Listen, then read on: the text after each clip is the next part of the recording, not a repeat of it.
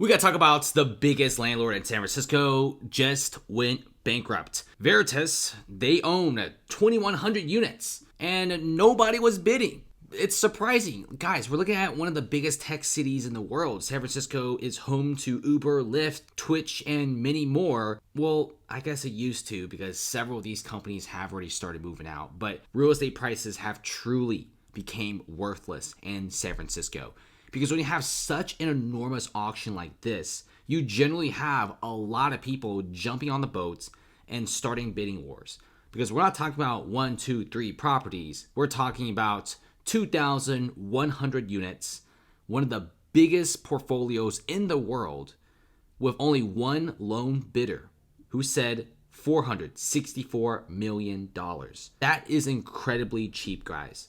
They literally sold these units for pennies on the dollar. And look at this. Brookfield is now San Francisco's largest multifamily landlord, and Veritas's portfolios are gone. Brookfield took the crown, and I'm not really sure if this is the crown that you actually want, considering that even Twitch is laying off workers. Every single week, we always see some sort of tech company laying off massive amounts of workers. And Twitch is no different.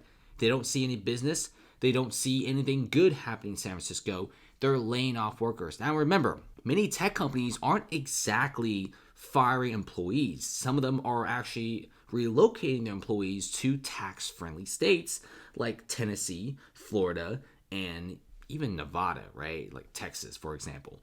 A lot of these companies don't want to stay here anymore. Have you seen the streets of San Francisco? I mean, you can't even go through a single block without seeing a tent city. There's literally people smoking crack and doing fentanyl on the streets. Open air drug markets everywhere, which pretty much prevent any sort of big investment. If you look at San Francisco real estate and you just type in some of the new construction, there is no more new construction, guys. Look at this. This is the new construction. A lot of these, they are not new construction. They've been on the market for several years now, but this is literally the only new construction I've seen in the past 3 months. Just this boutique condo, and it's not going to sell. Because we already have some of the biggest condo buildings in San Francisco. They can't sell a single unit. They're so down bad, they turned it into rentals. So if you look at what Brookfield is doing, they were the lone bidder. No other big corporation wanted to buy these units. Now, if these units were being auctioned off in Tampa, in Las Vegas, in Dallas, for example, I guarantee you have several big corporations coming into the fold trying to buy these units. And the whole reason why Veritas even foreclosed and had to bid these properties where they couldn't find renters because so many of these tech workers have left. It's so bad that tech conferences have pulled out of San Francisco. The whole reason why San Francisco is such a big tech hub is because of the tech conferences. I don't care what you say, but having Google's event, Meta's events, IBM's Red Hat event in San Francisco actually make the city prestigious. When you have a bunch of companies moving from tech San Francisco to gambling in Sin City, Las Vegas, it just shows you how bad the situation's getting in SF. And Las Vegas is perfect because the close proximity to Los Angeles and San Francisco makes it good. And also, for once, you could actually walk through the downtown without actually seeing open air drug markets, people defecating on the streets or urinating on the streets. And I'm not exaggerating. Go on X, type in San Francisco streets, and it'll absolutely shock you.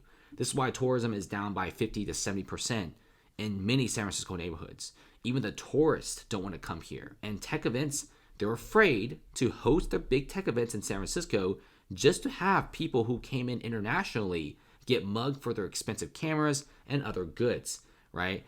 It's a mess. I like San Francisco before the pandemic.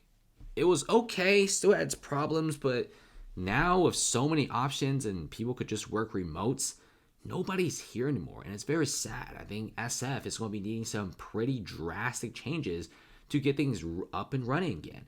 If you look at waterfront property, the highest value office tower sells for 50% off. 201 Spear Street is not a small building by any means, sells for just a measly $60 million.